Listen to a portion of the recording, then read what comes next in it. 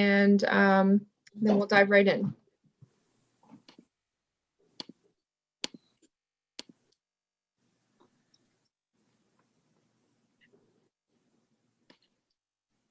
Good morning, everyone, and welcome to the Boston City Council's Chaos in My House and hearing on docket number 0424, order for hearing discussing the status of late night tea service in Greater Boston.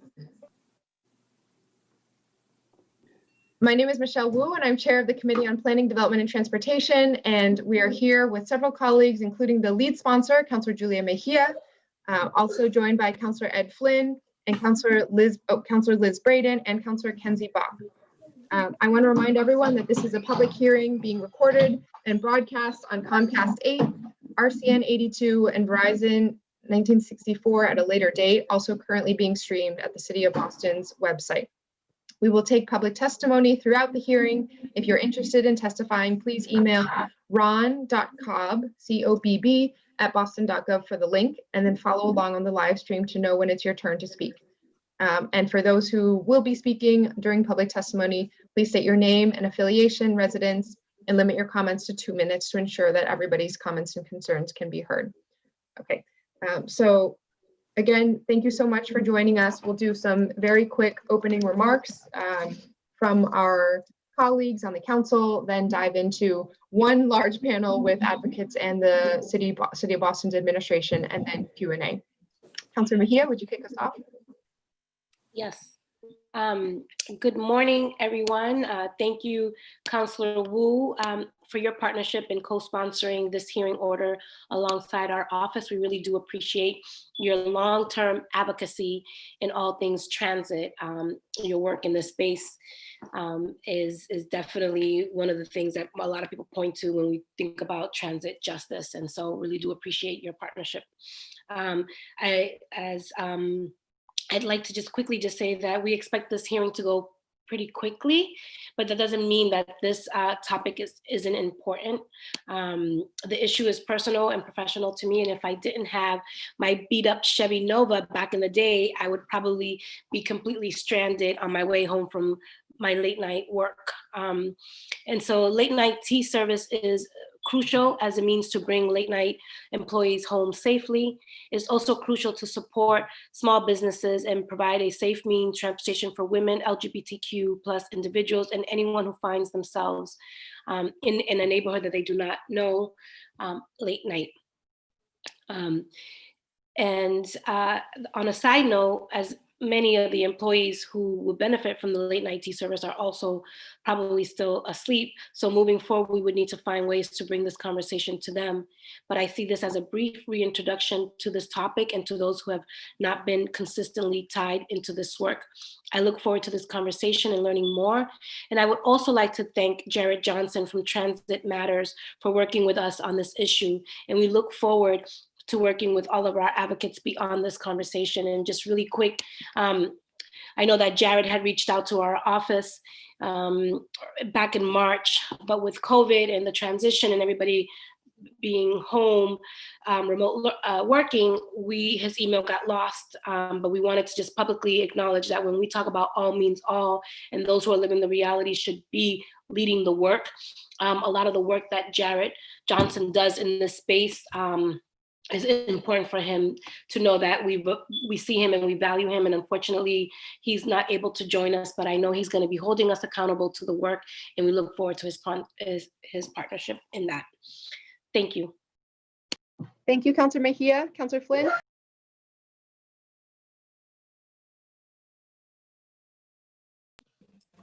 Oh, Councilor Ed Flynn? Oh, thank you, Councilor Wu. Thank you to the sponsors. Thank you to Councilor Mejia. It's an important subject that we're discussing today. A safe, reliable MBTA system is critical to the economy of our state, but also important to low-income residents, workers, our immigrants that rely on the MBTA to get to various places of employment, including restaurants that close at midnight or 1 o'clock. I have a lot of constituents in my district that work in the restaurant field or at bars, and they need public transportation to get home. Also, a safe and reliable, effective MBTA will keep more cars, hopefully, off the street where people will be using the MBTA. It also hopefully will improve pedestrian safety as well. So I just want to say thank you to my colleagues for this important discussion, and to the city administration and advocates for being here. Thank you. Thank you, Councillor Flynn. I want to recognize that Councillor Asabi George and Councillor Edwards have joined us as well. And next for a quick opening statement is Councillor Liz Braden. Thank you, Madam Chair, and also thank you to Councillor Mejia for sponsoring this hearing order. I think it was filed way back in February, and it certainly was an issue of great concern then. It's probably an issue of even greater concern now in light of the MBTA plans to curtail their late evening services and weekend services, and cut back on some routes entirely. So I look forward to the conversation. And I also want to flag up that the importance of the MBTA to our essential workers to get to and from their jobs at all hours of the day and night. And it's really important that we have a robust and reliable public transit system for all of our residents in Boston. Thank you. Thank you, Councillor Braden. Councillor Bach. Thank you, Madam Chair. I second Councillor Braden's comments. I think that, you know, I was at the hearings trying to stop the MBTA from pulling back on late night, and I think that was like January or February 2016. And it is beyond discouraging to be having a hearing that, you know, we thought was going to be about revisiting that question of how to push later, how to do it for the sake of our restaurants, our restaurant workers, all of our last shift workers, many of whom I know, you know, live in Councillor Edwards' district, and for whom the T is a far preferable option to paying for a cab. And I think like that's the conversation we should be having today. Instead, we're staring down these proposed cuts from 2 days ago that would pull back service by another hour. And I just, it underscores to me, I think the T has periodically talked about this late night time as a sort of shoulder service where the number of riders doesn't justify the service, but it's not like we just cut off the T, you know, at 11 to 1 on a Sunday because not that many people are out of bed. Part of public good is that you're providing it reliably for when folks need it, as opposed to tailoring it so specifically to use that you cause a vicious cycle where you lose that use. So as folks know, I'm super concerned about these cuts, and particularly the way that I'm concerned about them across the board. The way they hit my district is really unacceptable on the E-line, closing it from Brigham to Heath Street. And we had a rally about that yesterday, and are going to continue to be pushing on that. But that's obviously in the context of a larger landscape of unacceptable service cuts that are going to send more cars into our neighborhoods, are going to drive up asthma rates where they're already high, and are just going to, in a short-sighted way, really curtail an economic recovery when we get there. Because we have so many businesses that employ so many people that rely on being able to have a later night service. So I'm glad we're talking about this. I'm discouraged by the moment that we're talking about this in, but I think we just have to fight like hell against the cuts that have been proposed on Monday. So thank you, Madam Chair. Thank you, Councillor Bach. Councillor Asabi George.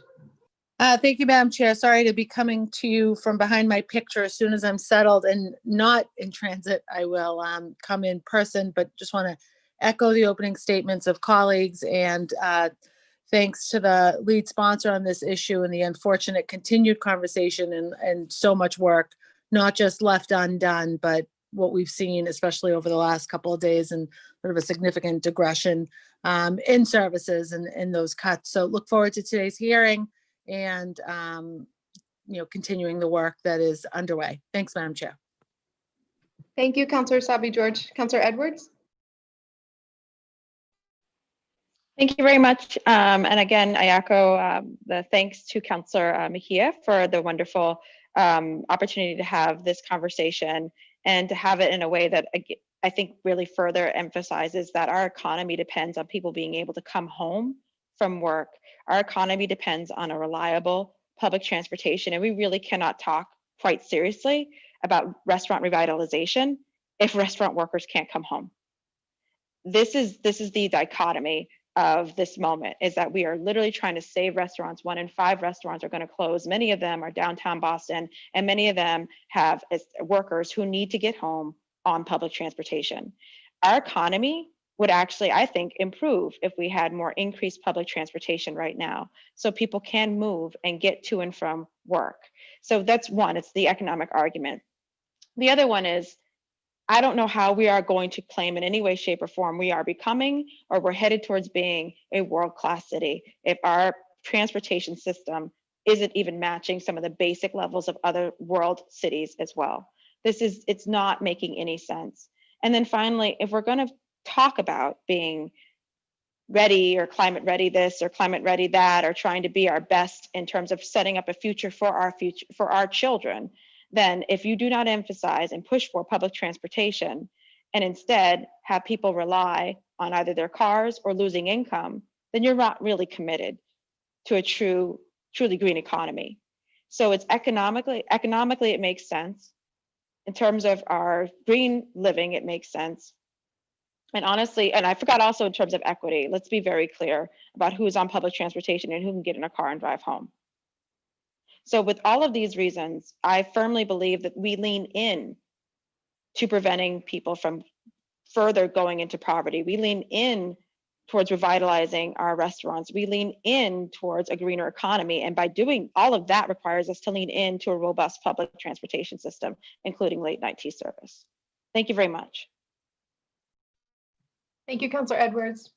Okay, thank you so much to all of our colleagues. We'll dive into the panel right now. And the order will be Anna, then Stacy, then Vineet, and Matt. Great. Good morning. Thank you so much for allowing me to go first, and for this invitation. I'm really pleased to be here, and I really appreciate the sponsors, the co-sponsors, and all the counselors for being here to talk about something that is essential. My name is Anna Leslie, and I direct the Allston Brighton Health Collaborative.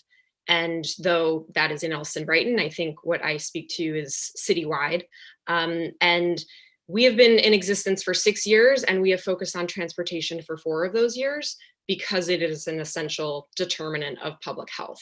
And we've worked closely with the city and the state in that time to get some real public health improvements on the ground in public transit.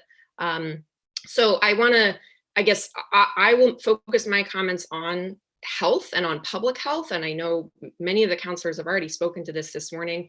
There are literal safety issues with keeping public transit open and accessible and making sure that people get home safely and are not reliant on potentially unsafe spaces and systems.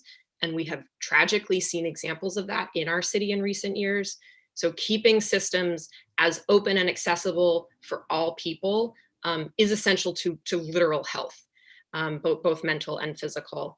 But I also want to talk about economic health, and counselors have touched on that as well. Allston Brighton, as Councilor Braden knows, is rich with late night activity, with restaurants, with artists, with people who rely on these services. It's also rich with development and with new financing coming into a neighborhood that is coming there for that reason, because of the richness already there. And honestly is looking to benefit and profit off of the systems and the richness already there, instead of contributing to those systems. And so the fact that we have a system right now that is economically strapped and strained, and our Boston Transportation Department is doing everything they can to keep pace with all of the requests and all of the changes. And we have a development system that is loading more people into our neighborhoods and loading, increasing stress and strain on a neighborhood and on several neighborhoods that have a richness of culture and of small business and of things that rely on systems that they are taking advantage of. They need to pay into these systems. This is an economic opportunity where we as a city and as advocates need to go back very strongly to any development proposed and say, you need to contribute to our already functioning public transit system. Do not create your own private system. We have a shuttle service. It's the MBTA. Put money into that system. In the same way, our large institutions, our colleges, our universities, our hospitals, their folks are relying on late night service, be they their students, be they their staff. And they are also, yes, strapped and strained in a global pandemic, but they also have immense reserves that people like myself do not. And they need to pull on those reserves. The rainy day has arrived. You need to open up your rainy day funds and contribute to our public transit system. So that is all an issue of public health. I think the term public health has come into the modern vernacular more than it ever has this year, but it's not just about epidemiology, a course I took 10 years ago and I've forgotten everything about. It is about community health. It is about preventative wellness. It's about the curb cut effect, which is the analogy that I love the most. In the 70s, when advocates moving around our city spaces could not actually exit a sidewalk and cross because there was no cut in the curb for somebody in a wheelchair or somebody with a stroller. And so they cut the curb themselves.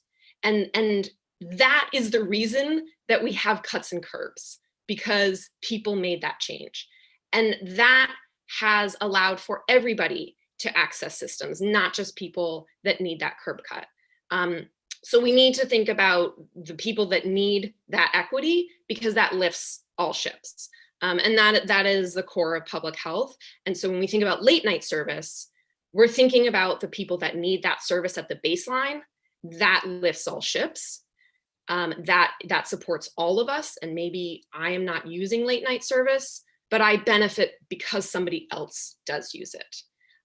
So my message here is, yes, whatever we can do to support late night service, please let us know. And that might look like something we wouldn't have expected, which is demanding that those that are profiting off of our systems contribute to those systems. That's what I have. I'm happy to answer questions, but I don't think you have any for me. So thank you so much for letting me be here. Thank you, Anna. Stacy? Thanks. And thank you to Councilor Mejia for calling this hearing. I know that the intention was to have this a while ago, but the timing seems perfect in an unfortunate way. And thanks, obviously, to the council for holding this and for all of you for being here. I think it's an advantage that, as I look around this space, the administration, the advocates, and the council are all on the same page. As an advocate, I'm not showing up in this space to try to convince anyone here that we need late night service. And so I am interested in bringing the information that I know that I think is powerful to this group, and then focusing on actions we can take. And so happy to dig into any of the wonk, but that's sort of the intention of my testimony today. Of course, never a dull moment. I always want to just get stuff done. So first, I do just want to thank you, Councilor Bach, for bringing up 2016. We've been on this roller coaster around late night service for a decade. Some of us have seen this go up and down. It's a pilot and then we stop, and it's a pilot and then we stop. And there's always this narrative of there just aren't quite enough people, and we can only do it for 6 months or 18 months. And as you mentioned, Councilor Mejia, Transit Matters and the city of Boston spent an enormous amount of time and energy working on the 2018 pilots that were successful. Just, I was pulling up some of the data. I feel like I'm stealing your thunder, Vineet and Matt. But, what we learned from those pilots is that some of the busiest bus routes start service before 5 a.m. That early morning service is actually where we saw the biggest bump, because folks need to get to their jobs, and that service was needed 7 days a week. Even though, service bumps around on Saturdays and Sundays. And that when we looked at that sort of 10 p.m. to 2 a.m. Window, that folks did use that increased service in communities like Dorchester, Roxbury, Charlestown, Everett, East Boston, Lynn, more bus trips in those neighborhoods were used, right? And so we don't need more information. We don't need another pilot. We don't need to convince anyone. We already know from the work that we've done that people use this service and people need this service. But what we also know is that there's an over-reliance on fares. You know, the city of Boston already pays in to the system quite a bit. We've had hearings on that. And that every time we talk about this, it's like, well, we can't jam the bus like sardines like we do at 5 o'clock in the afternoon, so it's not worth it. And that's just not a good way to plan a transit system. So, you know, I think we need to be using, I literally took these statistics off of the MBTA's website where they talk about how successful these pilots were. So I think we need to start using that information, saying like, look, we referenced your data. So why are you cutting this service when you've already made the case to yourself and the public that this service is necessary and good, and that when you build it, they do come. And then I think, you know, from the council's perspective and areas where we would love to partner with you all and the administration, you know, this is really rooted in a chronic underinvestment in the MBTA. And even if we get federal stimulus to help fill the MBTA gap, that does not solve the late service problem, and it does not solve these sort of chronic issues. It just sort of is a stopgap, and we'll be having the same hearing and the same conversation late in 2021 again.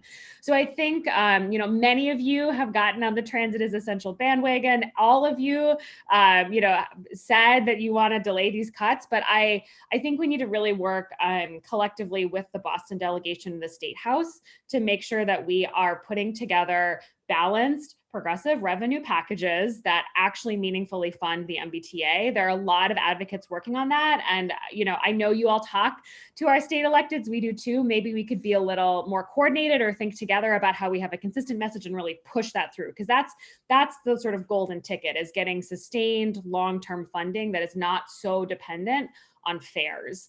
I think the second piece is pushing back on the new fare collection system. You know, again, the T is spending $1 billion, nearly $1 billion on this new fare collection system because they're banking on, again, funding the system through fares. And so asking some hard questions about that program. Anna's also heavily involved in that. We're happy to have, there've been a few hearings on this, but what works and what doesn't, and why are we so excited about nickeling and diming bus riders when their fares have gone up 300% and the gas tax has gone up 17% in the last 30 years? Like, that's a good question to ask. And I think the third piece, and I know the city's doing this, is we need to continue to invest in bus infrastructure, whether the T is going to run that service or not. So the work that we're doing to put bus lanes down, the work that we're doing to improve bus stops, like that is what we control, and that's what we need to do, because we're going to fight like hell to get that service back. And I want to make sure that we have the bus lanes ready for when we're running buses on them. So that's my thoughts on actions we can take. Happy to chat more with any of you offline or in this conversation. Thank you for the time. Thank you very much, Stacey. Vineet and Matt. Thank you, councillors, for hosting this council hearing. It's very timely, and as you know, the administration is supportive of what the different councillors and what Stacey and Anna have mentioned. And thank you, Stacey, for talking about the success of Late Night service. I was just looking at some previous letters, and I saw that in December of 2018, the administration came out strongly suggesting that the pilot for late night service be made permanent. And we've quoted statistics about how successful the service has been. So thank you for getting that to the table, Stacey. But it's really important, and some people mentioned this, to see this late night service in the context of the 125 million proposed service cuts that were presented at the FMCB board hearing as recently as last Monday. And these proposed service cuts are precisely when we're expecting our economy to rebound. And the current plans will drop service and add congestion to our streets, precisely when we don't want that to happen. And I think that the two words that have been used are essential services and the success of particularly late night service. And I think that we should build on those two kind of trends. And these cuts will have an overwhelming impact on transit riders in the Boston area. During this pandemic, our priorities are to protect public health, to ensure equitable treatment for our lower income residents, and to keep our city running so we can recover. The proposed cuts will reduce the frequency of subway and bus service in the neighborhoods that rely most on public transit and are also home to the highest populations of people of color and of low income and of immigrants. Under the proposal, service will end earlier, impacting late night shift workers. As you know, a large number of essential workers continue to rely on transit during the pandemic. So the administration is completely in support of opposing this late night service cut. The city is doing its part, as Stacey mentioned. We are very engaged and are expending city resources for bus lanes, improving bus stops, working with the MBTA on a daily basis to see how we can get them to keep service to our residents intact and improving.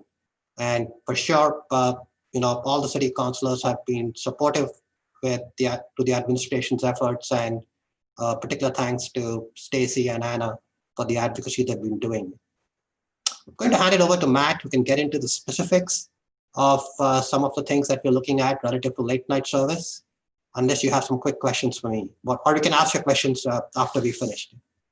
Thanks. Yeah, I think great to have Matt go, and then we can ask of any of the panelists. Thank you, Vinny. Great. Thank you very much, Vinny, for that introduction. And good morning, Madam Speaker, members of the council. Thank you for your time. Thanks, of course, to the advocates for their time and everyone who is listening today. So my name is Matt Moran. I work for the Boston Transportation Department, and I lead the transit team here at BTD.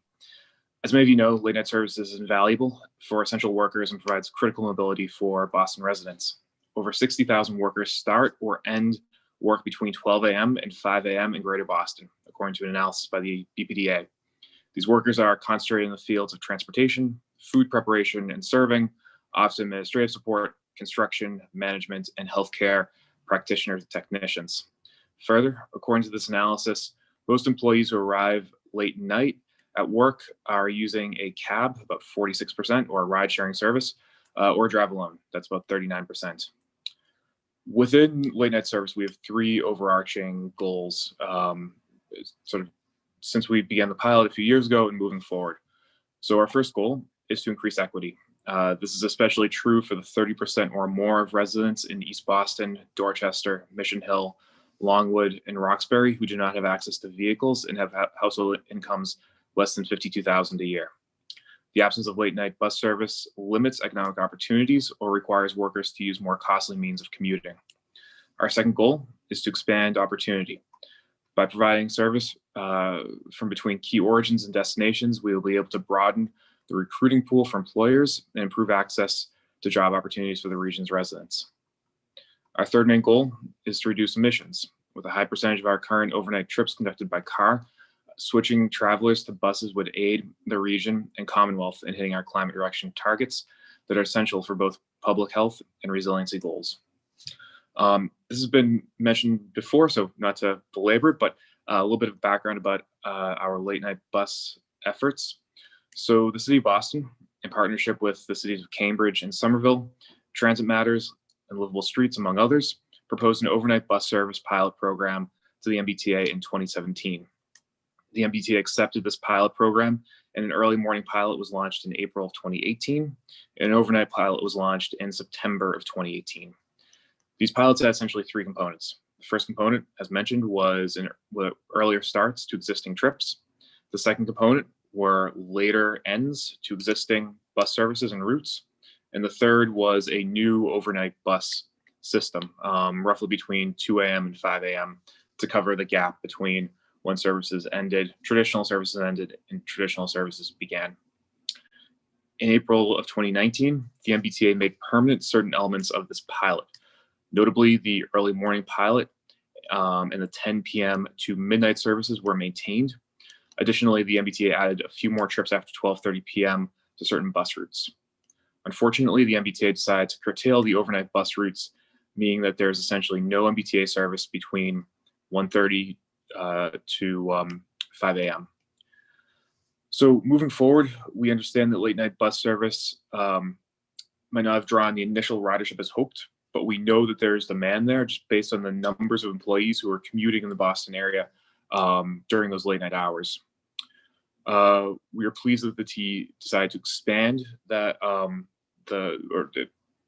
extend the pilot that was in place with the sort of later evening and sort of earlier morning trips. But we know that these services are under threat right now. And we're hoping to continue working as we hopefully come out of the pandemic to improve and increase overnight bus services with the T and with the council and with advocates here for the benefit of our residents to improve mobility options and improve equity. So thanks for your time, and I'm happy to answer any questions. Thank you very much to everyone. Okay, I'm going to double check to see no one else has joined for public testimony. So I think that's great for now. And we'll go to questions from councilors, starting with Councilor Mejia. Yes. Can you hear me? Yes. Okay, great. So thank you again to all for your testimonies. I'm curious, I'm going to start with Anna, just when you talk about holding developers accountable by paying into public transit, do you see that as a policy action item or something where we're just not just showing up in spaces and yelling at developers? It's definitely both, but I do think there's more opportunity for partnership with Boston Planning and Development Agency. And also Boston Transportation Department has been doing a lot of work around this with some of the advanced transportation demand management and TAPA's acronyms, which I either know the acronym or don't know. I know anyway, those are their plans, but they kind of outlined for developers sort of a suite of services, be they either mitigations or community benefits that they need to contribute when they build. And the challenging thing at a regional level, at a neighborhood level, is that that's all done, for the most part, that's done project by project. So you could have a 10-story development happening and they're committing to improving the streetscape just in front of their development. And it doesn't extend across the system. So there are definitely opportunities, I think, for you all as a council to look at how we require that proponents and developers look at it from a system perspective. And that could be a geographic system, so a corridor. And we're doing a lot of work with that in Olson Brighton right now with the Western Ave corridor and rezoning project. But I think it's also an opportunity to look at it from a line. I've been talking with the T and with BTD about those opportunities and possibilities. But perhaps it's looking at the 86 or the 57 routes that I know better. And if the 86 is delayed in Sullivan Square, that matters to somebody waiting for it on Western Ave. And so it doesn't really matter to improve the Western Ave section of the line if the problem is in Sullivan. So that obviously moves us beyond a municipal contribution and into a system contribution. So how can that money go to the T and think about it from a system perspective? So those, I think those are a couple options. There's definitely a lot of on the ground advocacy happening with sort of advocates and residents who are part of the impact advisory groups starting to beat the same drum on expectations around transportation mitigations, but also really defining what's a mitigation, what's like an expectation if you're coming here, you need to do this, and what's a benefit, what's an addition. And I find that often developers are seeing this more as benefits, that they are contributing to a lacking system. These are mitigations. You are benefiting from coming to us. What are you going to do to mitigate your impact? I would also lastly really maybe push for more detail specifically on the transportation analyses that come from these projects and corridor studies writ large.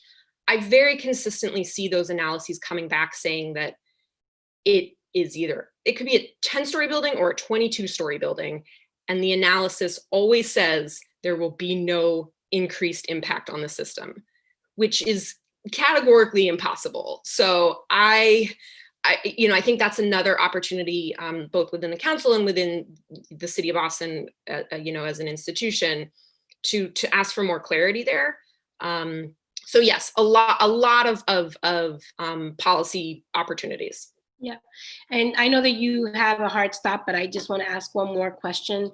I understand that it's the planning and development, but I also think that there is an opportunity, and maybe if you have any information, if there's been any traction in this particular areas like employers. There are a lot of people who are working in the city of Boston who have commercial real estate, and there needs to be, when I think about accountability, it has to be 360. Everybody has to feel a sense of responsibility for transit, and oftentimes it just falls in different pockets. And I'm new in the conversation, but I'm just curious, what, if any, traction are we looking at in terms of employer accountability, if any? Agreed. And I think we see the accountability at the larger levels. So again, Alston Brighton perspective, like New Balance, huge employer in the neighborhood. And so they're certainly put more in the spotlight on what their contribution is. But you're absolutely right. There are myriad types of businesses contributing to and benefiting from the system. So the T does have some mechanisms of encouragement, be they MBTA passes that are grouped so that there's a discount for the employers as a whole. But I think to Stacey's point, that's a focus on the fares, and that's a focus on the individual instead of the business proactively contributing to improving the system, which I see a lot less of. So yes, I think there are real opportunities there. I definitely defer more, I think, to Stacey and Vinny and Matt on those. But I lost my other train of thought there. But I think that's absolutely a good point and an opportunity. And I think lastly, to Stacey's point, that I think all of us here really are on the same page with this. So if there is more one band, one sound that we can muster, and because on the ground, people are beyond frustrated and beyond over it. So how do we carry that voice forward and Councilor Mejia, you know this better than any of us, in an organized and mobilized way. Thank you. And I just realized that I only have like 5 to 7 minutes and I've used most of my time, but I will ask one question to Stacey. Can you just talk a little bit more about funding systems through fares? I think a lot of people think that the T is funded through fares, but that isn't really the case. Can you just point to other cities and states that aren't so focused on nickel and diming the passengers? Yeah. So I will answer that question. And I do just want to bump a couple of things, Anna. I was taking notes and was like, ooh, I'm gonna take two minutes of my time. 2 other things that I just want to flag. We have increasingly found around sort of like developments and community benefits, just from like a base community level. A lot of folks don't know what they can ask developers for. And so like we had a conversation with a community member recently where a developer was like, here, we'll give you a community garden. And she was talking to her neighbors and they were so excited about that. And she's like, but we should be asking for an improvement to the T-stop and this. And they were like, oh, we didn't even know that is a thing we could ask for. So I think that there's also like a real opportunity to just like help the public understand that we can and should be asking for more things, and it's more than a community garden, right? That we can do more. So I just want to put a pin in that because I know a lot of folks in this group care about that community engagement.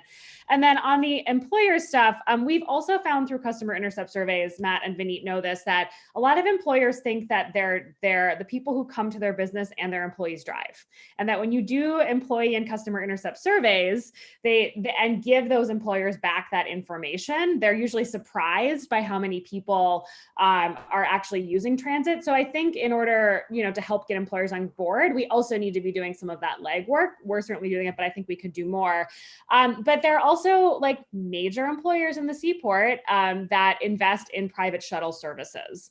And, I will never get off of my Northern Avenue Bridge bandwagon where I'm like, why are we spending $100 million on a bridge to carry private shuttles when we could spend half that amount of money and like also be talking about how we could be investing some of those funds into the MBTA. And so like that is a separate hearing probably, but I wanted to flag that because I think it gets to what you were surfacing. And then specifically on fares. So great question. Right now, the MBTA expects about $750 million of its revenue to come from people paying into the system. Communities like Kansas City are looking at making their transit free. LA is looking at this. Worcester is also looking at this. And part of the reason why they're interested in fare-free transit is that it is so expensive to collect fares. And this is very true specifically for buses. So in Worcester, they did an analysis and found that they were spending almost the amount of money that they were collecting fares in the actual process of collecting fares, right? So they'd get $3 million and then they were spending $2.8 million to actually just collect that money.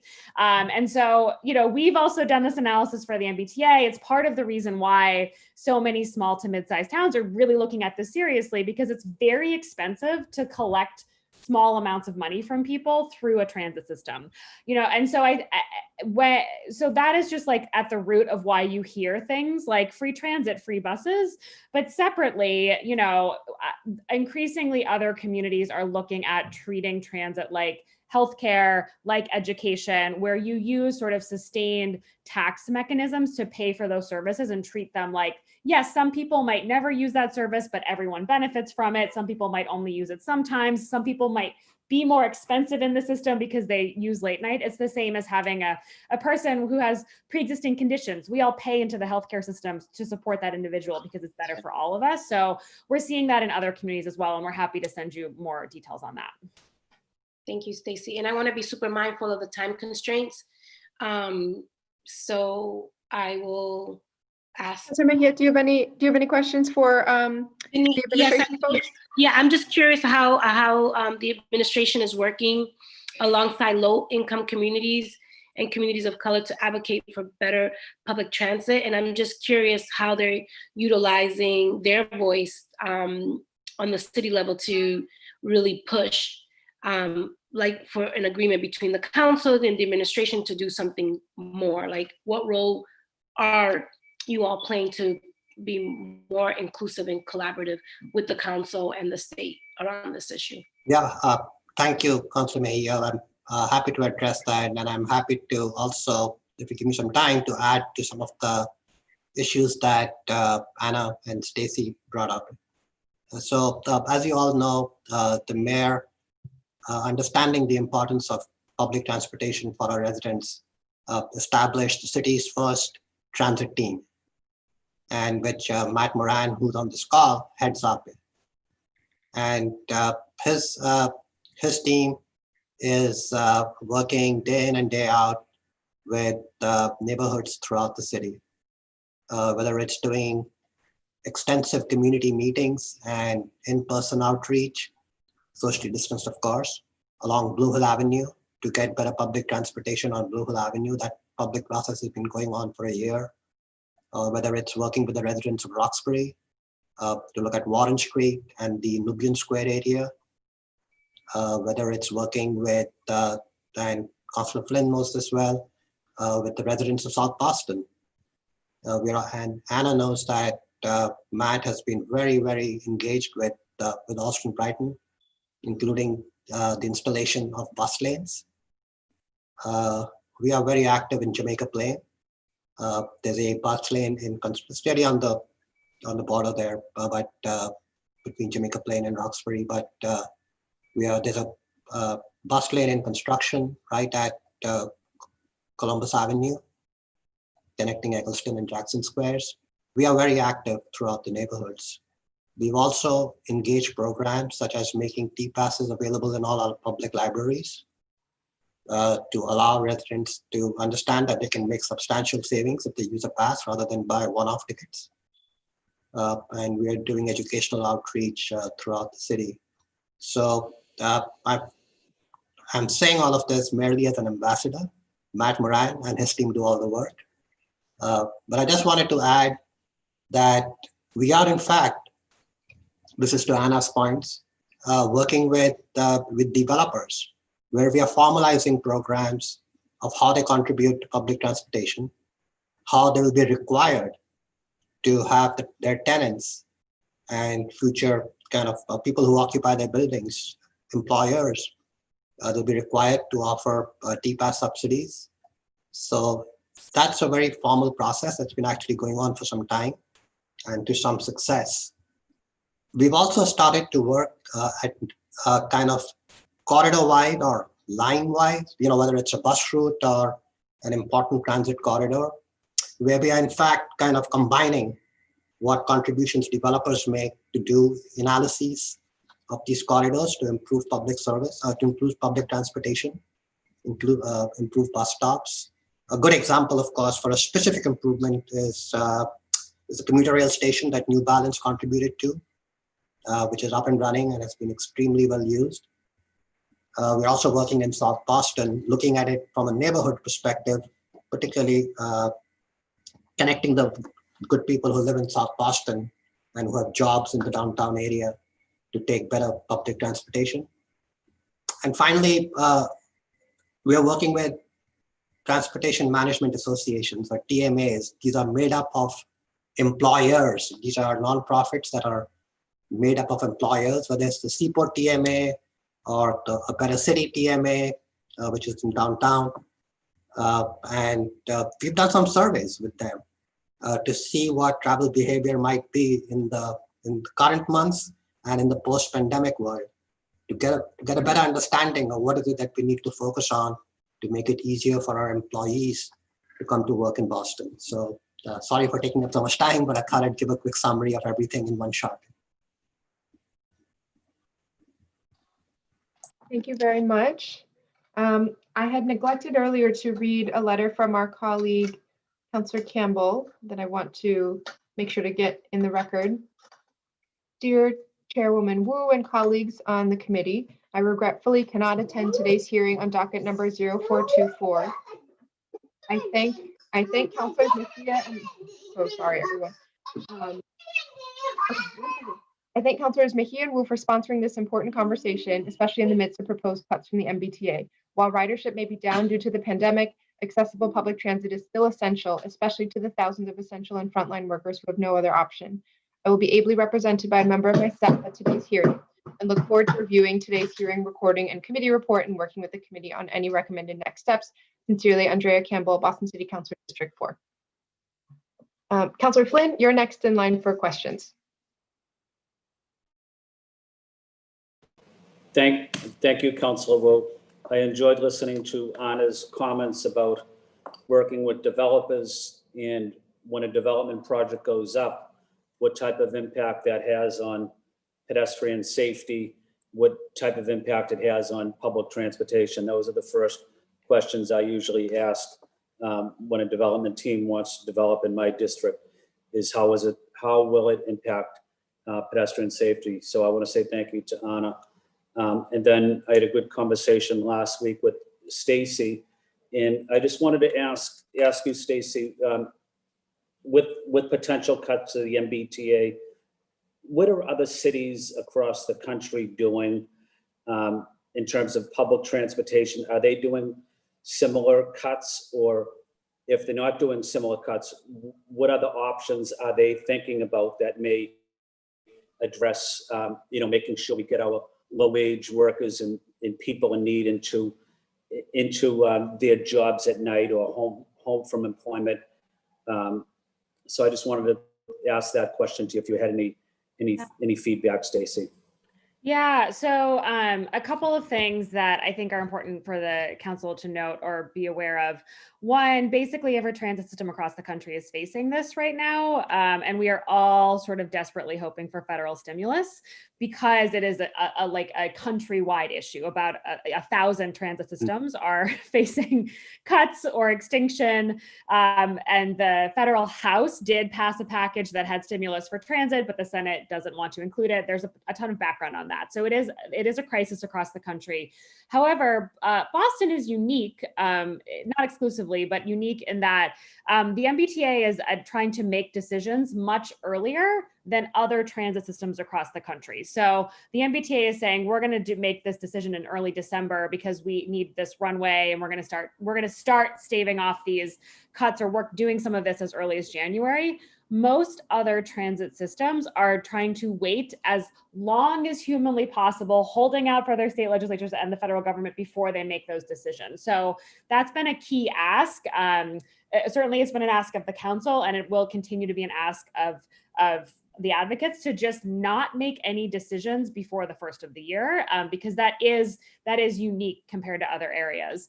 And then in terms of, other things that can be done, it's tough. I mean, it's sort of like saying, well, if we get rid of the education system, how are we going to educate children? It's like, by reinstituting the thing that will keep people safe. I think, I think this actually gets to your core issue. What we know is that when transit is cut, more people will drive and more people will walk and bike. And I think we'll see an uptick in traffic, serious crashes and fatalities in the city. So I think one area, we have to be fighting to keep this transit system moving, obviously, but I think it's an area that we need to watch out for. We've already seen an increase in traffic fatalities, but we know from other, sort of systems and other examples in the past that our roadways will become more dangerous if we lose transit. And so I think it's an area to watch out for, and an area where the city has a little more control.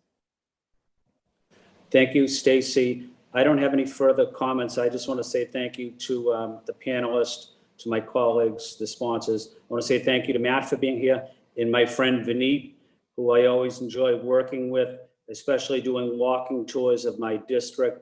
He's very knowledgeable and knows the city as well as anyone. Thank you, Vineet, for your dedication to the residents of Boston. Thank you, Councillor. I appreciate that. Thank you, Councillor Flynn. Councillor Bach? Madam Chair, I thought I was behind Councillor Braden, so I just want to. I don't see her on anymore. No, I'm still here. Are you still here? Oh, I'm Yep. so sorry. Okay. So sorry. Oh, please go ahead, Councillor Braden. My apologies. Thank you, Madam Chair. I want to echo Anna's frustration with the issue. We're seeing a huge level of development out in Alston Brighton, and many of, if they're businesses or biotech companies or whatever, they're building like 500, 600, 800 parking spaces so that people can commute in from the I'm assuming they won't be commuting from around the corner, but they'll be commuting from the suburbs. I really feel that we're missing an opportunity to leverage some more revenue or some more financial support for our public transit system from developers. The cost of a parking spot is anywhere from $35,000 to $100,000. So there's obviously saving on the residential side. They're saving a lot of money by not building parking, and then on the business side, they're expending a lot of money to encourage people to use cars, and are not thinking about people living locally in the neighborhoods and getting to those workplaces by transit or bicycle or walking. So I really feel that we're missing an opportunity to look at that as an alternative source of support for our mass transit, public transit system. I also have a little unease about the dependence of developers in residential communities to go down the route of a private shuttle, because it's basically a private limousine service to deliver people from luxury housing to their places of work and back, and it doesn't have any impact or any benefit to the local residents who are essential workers who rely on the MBTA. So I really feel that it's really past time that we look at alternative sources of revenue to support our mass transit system, and that would include developers and businesses. So it's more of a statement than a question, but that's my penny worth for now. Thank you. Thank you, Councillor Braden. Councillor Bach? Thank you so much, Madam Chair, and thanks to all the panelists here today. And Yeah, I feel sort of aware of this being a friendly panel in a very unfriendly situation, because I think we're all on the same page. I know the Chief of Streets was out with us in our protest against the cuts yesterday. I think that I think in Boston we see on the ground what the impact is, and I've been thinking a lot about the fact that to Stacey's point about the timing and this kind of this sense of artificial urgency, I think in a lot of ways what disappoints me is it just has to do with what strikes me as a thinking mistake at the administration level that we saw precisely in the late night service thing, which is if an hour doesn't pay for itself, we should cancel it, right? And it's this, and it's besides the fact, there's sort of two arguments, right? One is like the people who need that hour really need it. And that's true for our essential workers coming back from last shift. Yesterday, we were talking about how that's true for veterans getting in the VA. But there's that argument. And then there's also the argument that it's just like transparently obvious that you're going to trap yourself in a vicious cycle if you do that. Because as soon as you like decrease the capacity, then like, and especially in a moment where in theory we're trying to increase capacity to have more space, it's just, to me, it is intentionally or at least inevitably, if not intentionally, inevitably leading us in the direction of a death spiral for the T.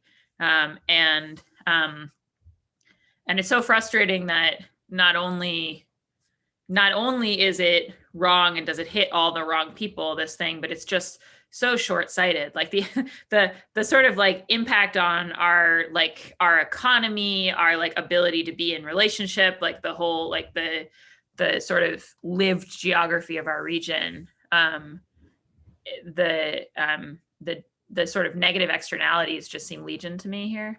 And I think a lot about the fact that when we've got a bunch of people who've been pushed out of the city, who live in Brockton now, who come in and take the commuter rail in to work. And if you happen to work Saturdays and Sundays, you're going to be out of a job or else in a car, right? And I just think about how we would never, I don't think in the state we would ever say, oh, we're having budget challenges, so we're trying to decrease the frequency with which we resurface the highways. So we'd like to decrease utilization. So we're just going to close the Pike and 93 on weekends, right? I mean, it's just like it's just a joke. It's never going to happen. And I think we're coming up really strongly against the lived reality of like people actually being on the T and people who aren't. I'm just so frustrated. I realize that much like Councillor Braden, this is turning into more of a statement than a question. But I just want to say that I really appreciate, Vineet, what your team is doing specifically around the transit orientation. And I saw it firsthand having the conversation with Matt about, what our city agenda is along actually precisely that corridor on Huntington Ave as the T was doing some work there this summer. And I think, us looking at how to take those opportunities as a city whenever we can in partnership with the T is great. I think it's hard for us to find those moments of partnership if the T is decreasing its own vision of what it's trying to achieve here. And again, I want to be clear, I don't fault the professionals at the MBTA who are deeply committed to transit, many of them for their lifelong careers, right? But we're at a larger level making a kind of prioritization decision that just is so unacceptable. And I guess I will, Madam Chair, just say that I personally think that it's far past time for us to have a kind of like regional taxing authority to support the MBTA that is, based on the communities that use the T and know it and know its value. Because as much as I think we should be able to sell the rest of the Commonwealth on the fact that it's a critical economic engine and also a site of transit justice, I also just think that we all know its necessity so much that we should be able, those of us who know that should be able to get together and raise revenue to support it in times like these. And it's frustrating not to be there right now. But mainly just want to say certainly that to Stacey and Anna and to Vineet's team, like I think we're all going to need to be strong allies against these service cuts this month and possibly in the months to come, and definitely am on board for all fronts in that battle. So those are my comments, Madam Chair. Thanks. Thank you, Councillor Bach. I want to recognize that Councillor Flaherty has joined us, and Councillor Sabi George said she had to hop off for 1 minute, but would be back, but I don't see her back yet. So unless someone has a response to Councillor Bach's comments. Okay, Stacey, I thought I saw that. Yeah, no, one other thing that I think is helpful to flag. So I appreciate, we know the council has our back. This is an area where like, we're all on the same page, like we're all singing the same tune. But one other thing that's unique in Boston is that Boston doesn't have a vote on the FMCB, and that many of the other transit agencies that are choosing to delay having deeper conversation, it's because the most impacted municipalities have a vote. And so I just think it's something else to sort of name around, like, we're going to be fighting in the short term, but in addition to regional ballot initiatives, in addition to long-term balanced revenue, we need to be looking at the composition of who decides. And I know that, the administration has been pushing on this, but I think I just wanted to flag it because it's another area where, for us to really fix this in the long term, we need to have a vote. Yeah, just to add to that, I think that the mayor has been very public about asking the state that Boston must have a seat on the FMCB board. We have the maximum number of T riders in our residents riding the T. And it's just absolutely, and we pay, as all of you know, over $90 million in assessments. That's more than some of our departmental capital budgets every year. And yet we don't have a seat. Go for it, Anna. If I could jump in, I'm so sorry. I need to jump and go work on our food access assessment, which is also directly tied to transit. But I just quickly want to raise up that the Allston-Brighton CDC is hosting a couple trainings on how residents can be more engaged in the development process and really grounding a lot of the language, and to Stacey's point, what people can ask for and what all of this technical terminology is. So I really do encourage people to join in that. I know that Councillor Braden has been a part of that. And please do, although I am focused in Allston-Brighton, again, these issues are by no means Allston-Brighton specific. So please do reach out with questions or support or ideas. I think we've had a lot of success in our neighborhood in spite of a lot of the challenges we face. So really, really happy to share some of our knowledge and the experiences we've had and any tips and tricks. So apologies for leaving, but please do reach out with any needs. And thank you again for allowing me to be here. Thank you, Anna. Thank you, Anna. Councillor Flaherty, any questions or statement? Oh, thank you, Madam Chair. Thank you for just a quick comment, actually, but thank you for hosting and for the co-sponsors as well. And I'm on record, obviously, a long time, particularly as former council president under the leadership of former councilor Michael Ross, who led the effort to get the night owl service, is what we called it at the time. And so recognizing that Boston is a world-class city and it's a 24-hour city, and particularly his district, which is now our colleague, Councilor Kinsey Bach's district, the hospitals, in particular with those third shift workers. You talk about the downtown and all of our hotels, et cetera. So lots of activity happens in Boston late at night. People need to get to and from to work in order to access other services like our hospitals. So I'm on record of supporting it, longtime supporter, and hopefully it will be restored because it's very necessary for our city, particularly if we want to move forward in a post-pandemic world. People need to have access to opportunities, and public transit is the conduit to providing that opportunity for folks to participate. So thank you for hosting and for cheering and for sponsoring, and happy to sign on to anything that comes from this. Thank you very much, Councillor Flaherty. Okay, so would any other councillors like to have a second round of questions? Okay, I'll just note again the thanks and gratitude to our team at the city and the amount of time, the length of time that we've been working on this particular issue, and sort of the scale and depth of the crisis happening at the T now, where demanding action on many fronts. All that to say, it's incredibly frustrating that the T continues to refuse to show up at city council hearings. It's recent ones about bikes on the Blue Line. It's years at this point of refusing to engage because they do not feel accountability. So, you know, that lies with the governor, that lies with the FMCB and the legislature in terms of the laws that will be reshaping the FMCB. So we have a lot of work to do there and just to even get people to the table. Councillor Mejia, sorry. Councillor Mejia or other councillors like to make a closing statement? Oh, this is the times that we live in, Councillor Wu. It is so real. But no, I first just want to thank everyone for showing up to this hearing in the city, in the administration. And I would like to echo Councillor Wu's sentiments in regards to who isn't at the table. I always look in the Zoom. Back in the day it was the room, but now we're in the Zoom, and always see who is not here. And would also have to say that, you know, even bringing people who are living these realities into the space is something else that I also want to just highlight.